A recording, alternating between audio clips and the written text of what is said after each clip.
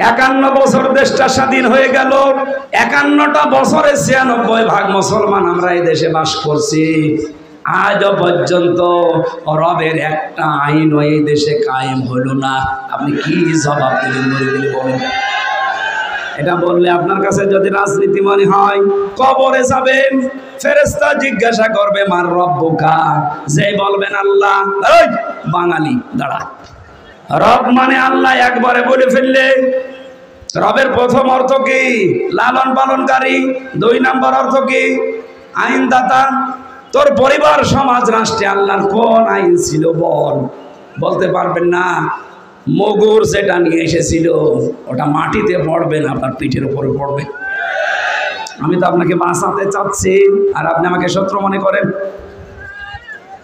আরে ভাই, এই কথাগুলো না বলে আমি যদি এখন মাছের কাহিনী আরম্ভ করতাম তাও আপনি শুনতেন, সাপের কাহিনী আরম্ভ করতাম তাও আপনি শুনতেন, কিন্তু এই যে মেম্বার, এই যে চেয়ারের হক আদায় হতো না।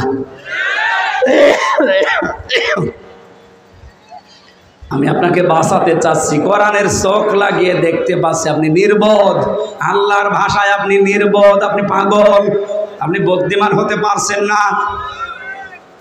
আমাদেরকে যারা নির্বুদ্ধিমান বলেন, নির্বোধ বলে ডাকেন, আমরা আল্লাহর কাছে বুদ্ধিমান। কবরে গিয়েও যদি বলতে চায় যে রব্বি আল্লাহ, আমার রব আল্লাহ, অবশ্যই রবের আইনগুলো ব্যক্তি, পরিবার, সমাজ, রাষ্ট্রে তাকে দেখানোর চেষ্টা করা লাগবে। রব মানে কি?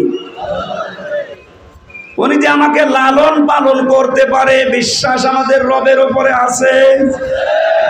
কে বলছে? এখানে 100 জনের 98 জনের ভেতরে বিশ্বাস নেই।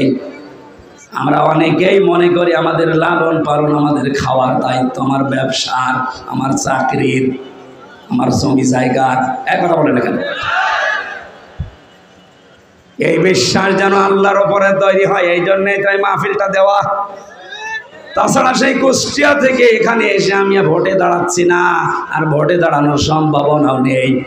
আমি চাই যে আমাদের মনের ভেতরে এরকম কোনো যদি উল্টাপাল্টা থাকে, আমরা যেন 19টা বিষয় মেনে নিয়ে মিলাতে পারি। বলেন ঠিক কিনা?